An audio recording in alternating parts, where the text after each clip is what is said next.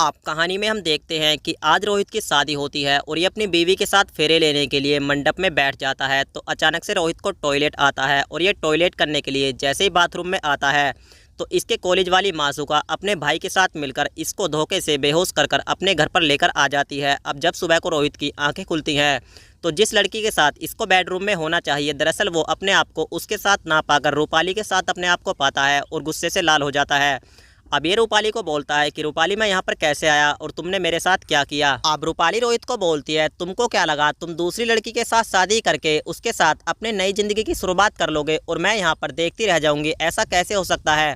तुम मत भूलो तुमने कॉलेज के दिनों में मेरा कितनी बार इस्तेमाल किया है और एक लड़की दूसरे लड़के के साथ तभी संबंध बनाती है जब वो उसको हमेशा के लिए अपना पार्टनर मान लेती है। और रूपाली बोलती है कि और ये मत भूलो कि मैं तुमको यहाँ पर धोखे से लाई हूँ, तुमने मेरे साथ शादी की है, मैंने तुम्हारे साथ 7 फेरे लिए हैं और तभी मैं तुमको यहाँ पर लेकर आई हूँ। तो ये इसको बोलता है रूपाली भले ही तुमने धोखे से मेरे साथ शादी कर ली हो और मेरे साथ सुहागरात बना ली हो, पर तुम मेरा दिल कभी नहीं जीत पाओगे और अब मैं यहाँ पर 1 मिनट भी नहीं रहना चाहता। उसके बाद जैसे रोहित यहाँ से भागने की कोशिश करता है तो रूपाली का भाई एक गुंडे की तरह बंदूक लेकर इसके सामने खड़ा हो जाता है और इसको वार्निंग देते हुए बोलता है कि मैं अपनी जान से ज्यादा अपनी बहन से प्यार करता हूँ, तो अगर तूने इसको दुख देने की कोशिश की और यहाँ से भागने की कोशिश की तो तू अपने घर तो नहीं पहुँच पाएगा, लेकिन यम लोग जरूर चला जाएगा। तो तेरी भलाई इसी में है कि मेरी बहन को अपना ले और यहाँ पर रहने की आदत डाल ले। कुछ दिन तो रोहित काफी टेंशन में रहता है, फिर अचानक से इसके जीवन में एक नई बाहर आ जाती है। दरअसल इसकी नज़र अपनी सलज पर पड़ती है जो खूबसूरत होने के साथ साथ काफ़ी मासूम और क्यूट भी होती है। उसके बाद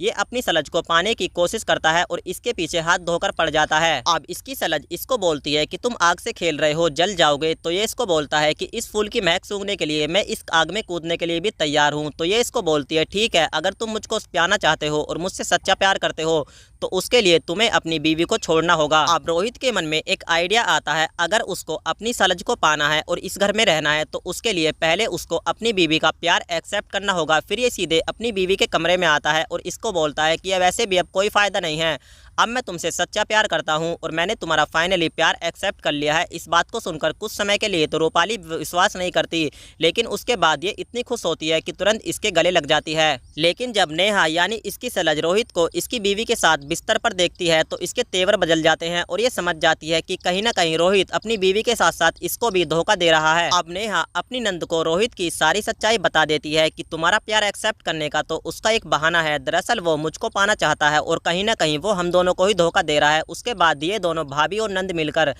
धोखे से इसका कत्ल कर देती हैं और यहीं पर कहानी खत्म हो जाती है।